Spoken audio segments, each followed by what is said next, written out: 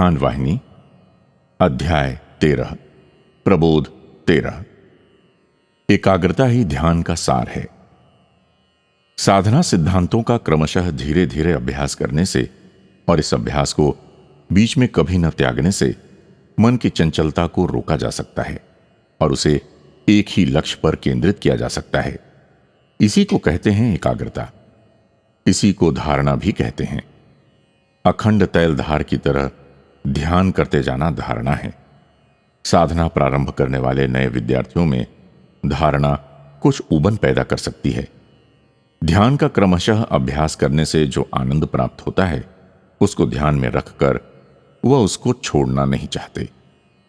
जिस दिन उन्हें ध्यान करने का अवकाश नहीं मिलता उस दिन उनको मन शांति नहीं मिलती। ध्यान साधना से दिव्य संतोष और सम्यक ज्ञान, अंतर्दृष्टि, आत्मा पहचान, भगवान से एकीकरण आदि प्राप्त होते हैं। ये ध्यान साधना शास्त्र तीनों लोकों में अत्यंत चमत्कारी है। मन पल भर में न जाने कितने कार्यों के बारे में सोचता है, कहां कहां जाता है और फिर लौटकर आता है। वो अकथनीय तीव्र गति से कार्य करता है। एक वस्तु के संबंध में कुछ समय तक सोचता है, फिर उसे छोड़कर दूसरी वस्तुओं की ओर दौड़ता है। इन वस्तुओं से संबंधित विषयों के बारे में वो तीव्र गति से सोचने लगता है। साधक को एक वस्तु से दूसरी वस्तु की ओर भागते हुए मन को सही रास्ते पर लाना चाहिए। सही वस्तु के बारे में उसे सोचने के लिए विवश करना चाहिए। इसी को कहते हैं आध्यात्मिक साधना। इसका दूसरा नाम है धारणा ध्यान। अगर इस प्रकार से नहीं करते हैं, यानी इधर से उधर उधर से इधर अपने मन को दौड़ने देते हैं, तो ये मरकट ध्यान कहलाता है। ये साधक पुरुषों के लिए अत्यंत भयावह है। धारणा ध्यान ही श्रेष्ठ मार्ग है। विशेष करके धारणा ध्यान में मन की इस प्रकार की यात्रा करने की शक्ति कम होती जाती है और एक ही वस्तु में क्रमशः मन अपनी शक्ति को लगाने का आदी हो जाता है। ऐसी स्थिति व अवस्था को कदापि न छोड़कर साधना करनी चाहिए। मान लो मेज का ध्यान कर रहे हो तो उसके ऊपर का तख्ता, उसके पैर, उसकी साइज और किस प्रकार उसका निर्माण हुआ, ये सब याद करते हैं। दूसरी अन्य चीजें मेज के ध्यान के समय नहीं याद आनी चाहिए। अगर उस समय चारपाई का ध्यान आ गया तो न मेज का ध्यान ठीक प्रकार से कर सकोगे न चारपाई का। भावना की स्थिति अखंड प्रकार ही होनी चाहिए। इसी प्रकार भगवान के स्वरूप का ध्यान करते हुए भगवान के भिन्न भिन्न अवयवों का ध्यान करें, फिर उनके पूर्ण स्वरूप का ध्यान करना चाहिए। उस स्वरूप का ध्यान करते करते एक शुभ समय ऐसा आ जाता है कि तुम उस स्वरूप को भी भूल जाते हो। इस अवस्था में तुम अपना आपा भी भूल जाते हो। इसी अवस्था को कहते हैं समाधि। यदि मन में इस समय कोई एक भाव विद्यमान होता है तो उसे सविकल्प समाधि कहते हैं। पातंजलि महर्षि के राजयोग शास्त्र में जो मनोविलय यानी मनोनाश कहा गया है वो यही है। जिस प्रकार सूर्य की किरणों से शक्ति ग्रहण कर ठंडा पानी भी गर्म हो जाता है, उसी प्रकार आत्मा से शक्ति ग्रहण करके मन का चैतन्य रूप दिखाई देता है। मन के पर्दे के पीछे जो बुद्धि है उसी शक्ति से प्रतिबिंबित होती है। मन आत्मा की तरह प्रकाशमान नहीं है। मन की कांति वर्षा ऋतु के जुगनू की चमक की तरह क्षणिक है। आत्मा सूर्यों का सूर्य है, प्रकाशों का प्रकाश है। वही परम ज्योति है, प्रकाश पुंज है। जिसका तुम ध्यान करते हो उसको छोड़कर मन को अन्य वस्तुओं की ओर नहीं जाने देना चाहिए। तुम उसी पर सदैव मन को केंद्रित रखो। जो भी तुम्हारी आवश्यकताएं हैं साधना मार्ग में वे सब तुमको धीरे धीरे प्राप्त हो जाएंगी, किंतु सदैव एक ही रूप का ध्यान करना चाहिए। आज एक स्वरूप का ध्यान, कल दूसरे स्वरूप का ध्यान, ऐसा बदलना नहीं चाहिए। जो तुमको आनंद नहीं प्रदान करता है, जो तुमको कष्टदायक है, जो तुम्हारे विश्वास को चंचल करता है, उसके बारे में कभी भी नहीं सोचना चाहिए। अगर सोचना ही पड़े तो उनको अच्छी भावना से सोचना चाहिए। उसमें जो भलाई है उसी को ग्रहण करना चाहिए। इस प्रकार से अपनी इंद्रियों को अपने अधीन रखना चाहिए। इंद्रियां स्वयं मन की दास हैं, इसलिए यदि मन पर अधिकार प्राप्त कर लिया तो इंद्रियां अपने आप तुम्हारे अधीन हो जाएंगी। कुछ लोग मन को वशीभूत न करके इंद्रिय निग्रह के लिए इंद्रियों की कठिन तपस्या करते हैं। वे अज्ञानी हैं और वास्तविक अनुशासन से अनभिज्ञ हैं। वास्तव में कामना और आसक्ति को समाप्त कर देना चाहिए। खजाने के पहरेदार कितने भी सजग क्यों न हों, चतुर डाकू किसी न किसी प्रकार से उसको लूट ही लेता है। इसी प्रकार ज्ञानी और विवेकी होते हुए भी अपनी इंद्रियों को यथाशक्ति अपने वश में रखने के लिए प्रयत्न करने पर भी इंद्रियां मन को अपनी ओर खींचकर अपनी इच्छा पूर्ति करा ही लेती हैं।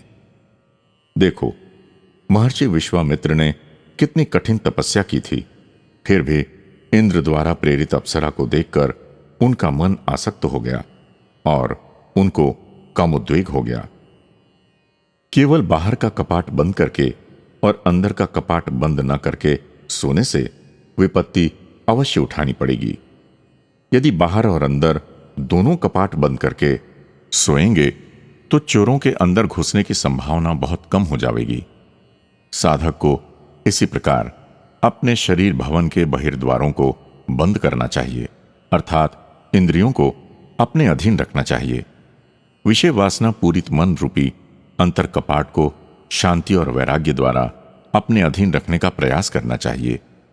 तभी वास्तविक आनंद और आत्मस्वरूप का ज्ञान प्राप्त कर सकते हो।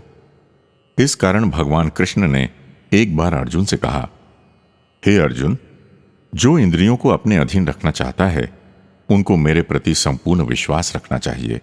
इंद्रियां सदैव बहिर्मुखी होना चाहती हैं। वो अज्ञानी को बाह्य वस्तुओं की ओर खींचती हैं। इसलिए साधक को चाहिए कि विवेक और वैराग्य के साथ रहकर उनकी सहायता से उनकी इस बहिर्प्रवृत्ति को रोके।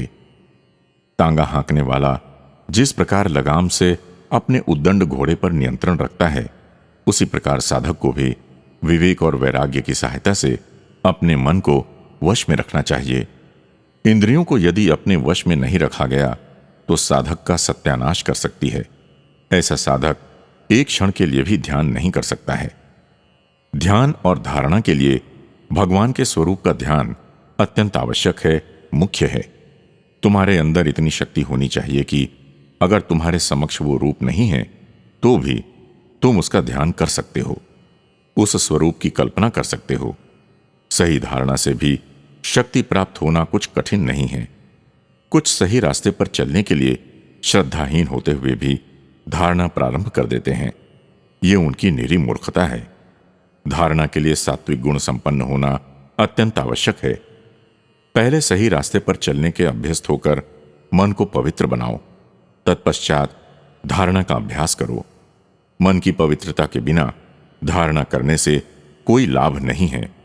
कई महापुरुष केवल इसलिए साधना पथ से भ्रष्ट हो गए कि उनमें गंदी आदतें विद्यमान थीं और वो धारणा का अभ्यास करने लगे। धारणा में प्रथम मन को किसी ऐसी वस्तु के प्रति नहीं लगाना चाहिए जिससे उसे आनंद नहीं प्राप्त होता है और कष्ट होता है। यदि ऐसी वस्तु पर मन को लगाया भी तो उसका स्थिर होना कठिन है। आनंददायक वस्तु पर ही पहले धारणा लगाना चाहिए। पद्मासन लगाकर नासिकाग्र पर दृष्टि लगाओ। पहले 1 मिनट तक ऐसा करो, फिर धीरे धीरे बढ़ाकर 3 मिनट, 6 मिनट व 9 मिनट तक करो। फिर ध्यान धारणा की शक्ति बढ़ाते हुए आधे घंटे तक कर सकते हो। धारणा की शक्ति क्रमशः बढ़ानी चाहिए, उसके साथ जबरदस्ती नहीं करनी चाहिए। इस अभ्यास से मानव को एकाग्रता प्राप्त होती है और धारणा शक्ति की वृद्धि होती है। एकाग्रता और धारणा सिद्धि के लिए प्रथम कुछ कठिनाइयों का सामना अवश्य ही करना पड़ता है। भगवान के प्रति अपने मन को लगाना चाहिए और उसके अतिरिक्त किसी अन्य वस्तु पर स्वप्न में भी ध्यान नहीं देना चाहिए। इस प्रकार के सतत अभ्यास करने से अंत में तुम्हारी दृष्टि अपने हृदय निवासी आत्मा के प्रति केंद्रित हो जाती है। यही ध्यान का लक्ष्य है, ध्यान का पूर्ण फल है। धारणा क्या है, पहले इसे अच्छी तरह से समझ लेना चाहिए। मन को किसी वस्तु पर केंद्रित करना ही योग शास्त्र में धारणा कहा गया है। मन और उसकी प्रवृत्तियां एक वस्तु के प्रति स्थिरता से केंद्रित रखने को धारणा कहते हैं। धारणा के द्वारा ही ध्यान सिद्धि होती है। धारणा का मुख्य लक्षण है अचंचलता। धारणा शक्ति ही चंचलता को नष्ट कर देती है। धारणा का स्वरूप है महान अचंचलता। इसका कारण है महान आनंद प्राप्त होते रहना। ध्यान के लिए भगवत नाम स्मरण नितांत आवश्यक है। नाम स्मरण ही सफलता दे सकता है। सर्वप्रथम ऐसा पूर्ण विश्वास न हो तो भी नाम स्मरण और उसके प्रति श्रद्धा नहीं खोना चाहिए। साधना को कभी नहीं छोड़ना चाहिए। कुछ समय तक इस प्रकार करने से सफलता अवश्य मिल जाती है। ध्यान ही आध्यात्मिक शक्ति है। भवरोग को दूर करने की अमोघ औषधि है।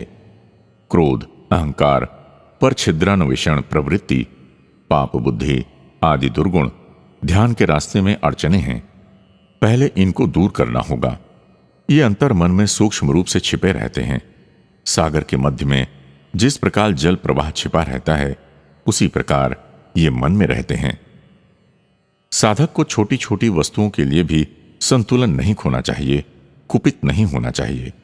यदि कुपित होता है तो ध्यान में तनिक भी वृद्धि नहीं हो सकती।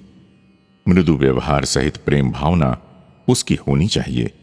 तभी बुरी आदतों से छुटकारा मिलेगा, क्योंकि बुरी आदतों का जनक क्रोध है। यदि क्रोध है तो किसी भी क्षण में किसी के प्रति भी किसी भी प्रकार की बुराई की जा सकती है। पहले ऐसे दुर्गुणों का नाश कर देना चाहिए और इसके लिए क्रमशः यथाशक्ति प्रयास करना चाहिए। साधक को चाहिए कि यदि कोई उसके दोष निकालता है, बुराई करता है, तो उसकी निंदा न करे और अपने दोषों को सुधारने का प्रयत्न करे, और जिसने दोष दिखाया है उसको धन्यवाद दे। उसके प्रति कभी भी कुपित नहीं होना चाहिए। अगर क्रोध करता है तो सत्यता का द्वेषी होता है और तब अनेक प्रकार की बुरी आदतें उसमें पड़ जाती हैं। इसलिए अच्छाई से प्रेम करना चाहिए और बुराई को त्यागना चाहिए। किसी से भी द्वेष नहीं करना चाहिए और तभी आध्यात्मिक ज्ञान में और ध्यान में प्रगति प्राप्त हो सकती है।